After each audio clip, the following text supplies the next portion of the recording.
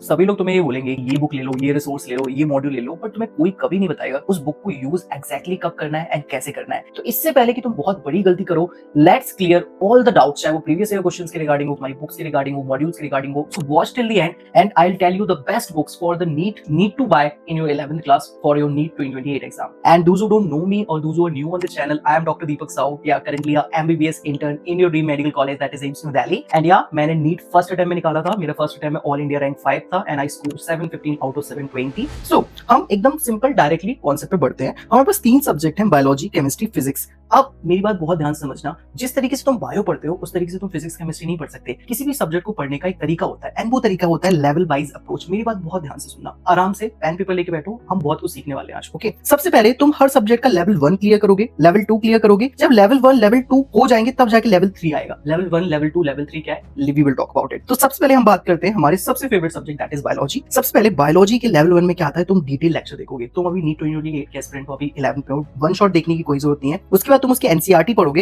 And उसके बाद तुम उसके प्रीवियस ईयर क्वेश्चंस देख लोगे उस चैप्टर के। तो ये तुम्हारा लेवल 1 है। लेवल 1 का मतलब है इतना तो तुम्हें करना ही करना है उस पर्टिकुलर चैप्टर में। लेवल 2 पे आते हैं तुम्हारे मॉड्यूल्स, तुम्हारी डीपीपी, तुम्हारे असाइनमेंट्स। जो मॉड्यूल्स होते हैं वो बुक से बेटर होते हैं, क्योंकि बुक्स में दुनिया भर की इंफॉर्मेशन होती है, लेकिन मॉड्यूल्स जो होते हैं वो थोड़ी नीड स्पेसिफिक होते हैं। This video is non sponsored first of all, तो यहाँ पे जितनी भी बुक्स के नाम मैं बताने वाला हूँ, मॉड्यूल्स के नाम लेने वाला हूँ, it is just personal experience and बहुत सारे बच्चों ने जो मेरे को बताया उसके बेसिस पे। सो मॉड्यूल्स पे देखा जाए एलिन की मॉड्यूल डेफिनेटली बेटर है एंड देन आकाश के, एंड देन लास्ट में पीडब्ल्यू का। Now coming to level 3। Level 3 पे आती है कुछ बुक्स जिसके मैं नाम बता देता हूँ। एक हिमांशु अग्रवाल करके बुक आती है व्हिच इज वेरी गुड। इसमें एनसीईआरटी बेस्ड क्वेश्चंस होते हैं। ये मैंने अपनी नीट प्रिपरेशन लगाई थी। डॉक्टर अली एक बहुत अंडररेटेड बुक है, बहुत अच्छी बुक है। एनसीईआरटी की एक एक लाइन से क्वेश्चन लगाया हुआ है एंड एक पीडब्ल्यू पंच आती है, उसको भी तुम लगा सकते हो। एंड लेवल 3 पे तुम्हारी टेस्ट सीरीज आती है। अब आप में से मेरे से बहुत सारे लोग पूछोगे कि भैया क्या हमें एमटीजी लगानी चाहिए? तो मैं तुम्हें बता देता हूँ, देखो एमटीजी में उतने अच्छे क्वेश्चंस नहीं है और इतने ज्यादा क्वेश्चंस नहीं, उन्होंने बहुत कम क्वेश्चंस बनाए। तो MTG is not a good resource. बाकी जो मैंने बताया तुम्हें लेवल वाइज फॉलो करना है कि इतने लेवल 1 क्लियर होगा तब जाके तुम लेवल 2 पे आओगे। बच्चे क्या करते हैं, वो 2-3 किताब उठा लेंगे, जैसे उन्होंने डॉक्टर अली खरीद ली, पीडब्ल्यू पंच खरीद लिया। अब उनके पास कोई मॉड्यूल भी पड़ा होगा तो वो सोचेंगे यार मैं मॉड्यूल से क्वेश्चन लगाऊं कि मैं बुक से क्वेश्चन लगाऊं, और वो क्वेश्चन कहीं से नहीं लगाएंगे। इसी कंफ्यूजन में पूरा टाइम निकाल देंगे। सो गो अप्रोच लेवल वाइज। अगर मॉड्यूल खत्म हो गया तो ही तुम बुक्स उठाना, बुक्स खत्म हो गई तब जाके टेस्ट सीरीज वगैरह पे आना। इस तरीके से तुम्हें अप्रोच करना है। मैं क्या कर रहा हूँ, मैं तुम्हें बहुत बड़े कंफ्यूजन से बचा रहा हूँ एंड मैं तुम्हारा बहुत ज्यादा टाइम वेस्ट होने से बचा रहा हूँ। This is what I am doing actually. अब हम बात करते हैं कि बुक खरीद तो ली, लेकिन लगाना कैसे, वो ये भी तो पता है। तो सबसे पहले मैं बता देता हूँ, किसी भी बुक को लगाने का सही तरीका होता है जब भी तुम उसके क्वेश्चंस लगाते हो। तुम्हें थ्योरी के लिए सिर्फ अपने लेक्चर्स और एनसीईआरटी पे डिपेंडेंट रहना है। क्वेश्चन प्रैक्टिस के लिए तुम बुक खरीदो। कभी भी थ्योरी पढ़ने के लिए कोई भी बायोलॉजी के लिए बुक मत खरीदो। केमिस्ट्री फिजिक्स में बात करेंगे तो जब भी तुम क्वेश्चन लगाओ उसको मार्क कर लो। क्या वो क्वेश्चन तुमसे गलत हो गया, वो क्वेश्चन अच्छा लगा तो उसको मार्क कर लो। मैं क्या करता था, जब भी क्वेश्चन प्रैक्टिस करता था मैं उसमें एम लगा देता था कि इससे मेरे से गलती हो गई, मिस्टेक। कोई क्वेश्चन अच्छा लग रहा है उस पर स्टार लगा दिया। सेकंड तरीका जो तुम क्वेश्चन प्रैक्टिस करते हुए तुम्हें लगाना है, दैट इज जब भी तुम मॉड्यूल्स लगाओ या फिर बुक्स लगाओ तो ये मत देखो कि टाइम कितना लग रहा है, तुम उसको सही करने पे फोकस करो, एक्यूरेसी। मैं तुम्हें बता देता हूं, NEET is always a game of speed, accuracy and knowledge. So that is why जब भी तुम क्वेश्चन प्रैक्टिस करो विदाउट टाइमर करो, टाइमर मत लगाओ। तुम बस ये फोकस करो कि इस क्वेश्चन को सही करना है, क्योंकि टाइम के टेंशन में तुम उस क्वेश्चन को गलत करोगे। 4-5 चैप्टर्स ऐसे लगाने के बाद या फिर तुम उस चैप्टर का दूसरा तीसरा रिवीजन करोगे तब जाके तुम उसको टाइमर के साथ लगाओ। टाइमर भी कैसा लगाओगे, 30 मिनट का टाइमर लगा सकते हो 30 क्वेश्चन के लिए। फिर क्या करोगे, टाइमर को धीरे धीरे कम करोगे, फिर 45 सेकंड में एक क्वेश्चन, फिर 30 सेकंड में एक क्वेश्चन। इस तरीके से तुम धीरे धीरे साइंटिफिकली ऊपर बढ़ोगे and this is what you need to do. And ये कोई नहीं कर रहा होगा, ये सिर्फ टॉपर्स करते हैं कि वो पहले अपनी एक्यूरेसी पे फोकस करते हैं फिर अपनी स्पीड पे फोकस करते हैं। तो इस तरीके से मैंने कहा कि तुम नॉलेज भी अटेन कर लोगे, स्पीड भी अटेन कर लोगे, एक्यूरेसी भी अटेन कर लोगे, जो बहुत सारे बच्चे नहीं कर रहे होंगे। ये सिंपल टेक्निक्स लगा के सिंपल तरीके से तुम अपनी बुक्स को, मॉड्यूल्स को सॉल्व करोगे, यू विल रियलाइज कि या you are becoming the topper. देखो मैं तुमसे एकदम बहुत सिंपल सा क्वेश्चन पूछता हूँ, आज के टाइम पर जब बेस्ट रिसोर्सेज, सारी बुक सेम है, मॉड्यूल्स में ऑलमोस्ट सिमिलर कंटेंट होता है, टीचर्स भी ऑलमोस्ट सबके सेम होते हैं, लाखों बच्चे एक ही टीचर से पढ़ रहे होते हैं, तो ऐसी बुक क्या एक चीज है जो किसी बच्चे का सिलेक्शन कराती है, दूसरे का सिलेक्शन नहीं कराती? That is guidance. में मानो या ना मानो, this is the most important resource you have and you should have. बहुत सारे बच्चों को पता ही नहीं होता कि बायोलॉजी को पढ़ना कैसे है, या फिर केमिस्ट्री को कैसे अप्रोच करना है, फिजिक्स को कैसे अप्रोच करना है। उनको 2 साल तक पता नहीं चलता। इवन 3-4 इयर्स के ड्रॉपर्स को भी कभी कभी नहीं पता रहता कि भाई पढ़ते कैसे हैं एग्जैक्टली। एंड तुमने नीट 2026 का अनएक्सपेक्टेड पेपर देखा होगा, बहुत ईजी आया। 2025 पे बहुत टफ आया था, 2024 में फिर से ईजी आया था। जब नीट इतना अनएक्सपेक्टेड है तो तुम बिल्कुल रिस्क नहीं ले सकते कि क्या होने वाला है तुम्हारे साथ नीट में।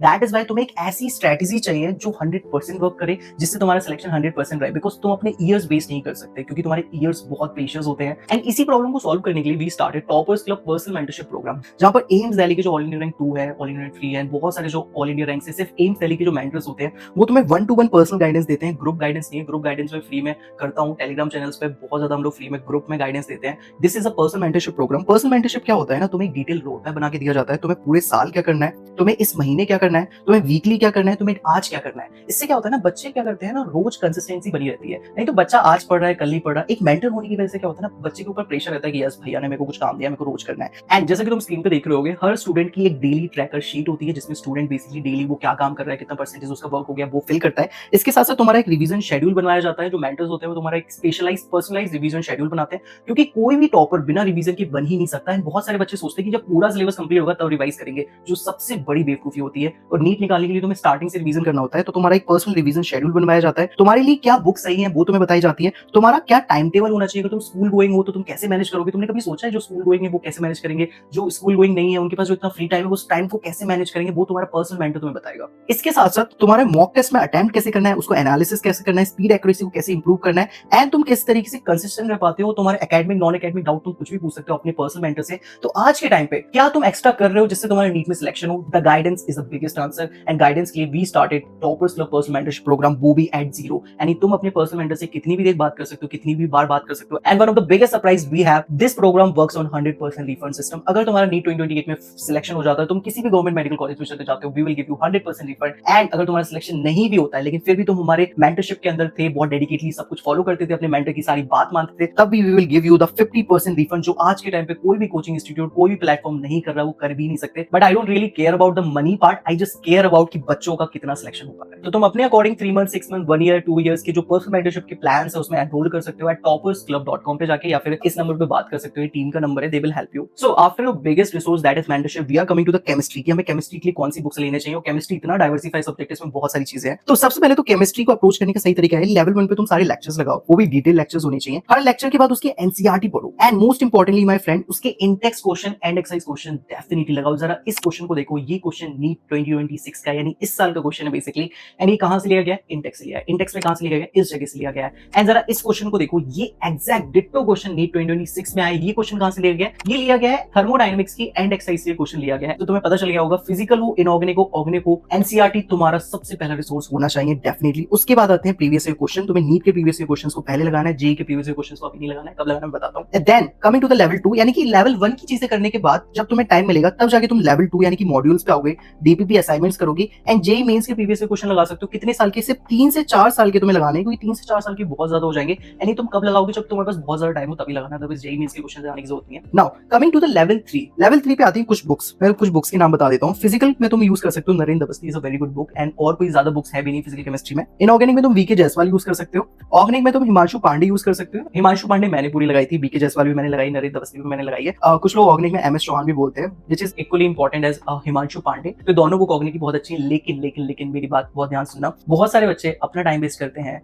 फालतू की इधर उधर की बुक्स लगाने में। तुम्हें लेवल वाइज आना है। अगर तुम्हारा लेवल 1 क्लियर हो गया, move to the level 2। Level 2 clear हो गया उस चैप्टर का, move to the level 3 only. अगर तुम्हारे पास टाइम है तभी लेवल 3 तक आओ। अदरवाइज अगर तुमने लेवल 1 लेवल 2 बहुत अच्छे से कर लिया ना, तुम्हारा 99% क्या 100% ऑलमोस्ट केमिस्ट्री में हो जाएगा, इवन फिजिक्स में भी, इवन बायोलॉजी में। तो लेवल 1 लेवल 2 तो करना ही करना है। अगर टाइम मिलेगा तब जाके तुम लेवल 3 पे जाओगे। मैं तुम्हें क्या बता रहा हूँ ना, मैं तुम्हें सिस्टमैटाइज कर रहा हूँ। लोग फालतू में 100 रिसोर्सेज लेके बैठ जाएंगे और कुछ भी नहीं लगाएंगे। इससे अच्छा तुम लेवल वाइज चलो, जो तुम्हें ज्यादा फायदा मिलेगा। एंड तो मुझे कमेंट्स बताना कि तुम्हारे पास कौन से कोचिंग के मॉड्यूल्स हैं एंड कौन सी बुक्स हैं, and I am reading your comments. So coming to the subject जो मोस्ट ऑफ द लोगों का फेवरेट नहीं है, but let me tell you कि इसको फेवरेट कैसे बनाना है, दैट इज फिजिक्स बेसिकली। तो फिजिक्स में क्या होता है ना, तुम्हें डिटेल लेक्चर देखने हैं। हर लेक्चर के बाद, जैसे फॉर एग्जांपल फिजिक्स का आज कोई टॉपिक हुआ है, उस टॉपिक के बाद उसकी डीपीपी असाइनमेंट या फिर मॉड्यूल करने हैं टॉपिक वाइज। यस, यहाँ पे चीजें थोड़ी सी डिफरेंट है, ठीक है। तो तुम क्या करोगे टॉपिक वाइज, जैसे for example Newton's law of motion में तुम्हारा फॉर एग्जांपल थर्ड लॉ हुआ है, ठीक है। सो तुम्हें पता है थर्ड लॉ के जितने भी क्वेश्चंस हैं तुम वो सारे क्वेश्चंस को लगा दोगे, ठीक है, अपने डीपीपी असाइनमेंट से या फिर मॉड्यूल से लगा लोगे, ठीक है। सो मॉड्यूल सबसे पहले रखते हैं, दैट इज लेवल 1। जब तुम लेवल 2 पे आओगे तब आएगा कि तुम नीट के प्रीवियस ईयर क्वेश्चंस लगाओ उस चैप्टर की, एंड जेईई मेंस के प्रीवियस ईयर क्वेश्चन लगा सकते हो, that is optional. Otherwise level 2 पे we have another surprise guest and that is NCERT. Yes, बहुत सारे लोग मेरे से बोलेंगे क्या हमें एनसीईआरटी फिजिक्स की पढ़नी है।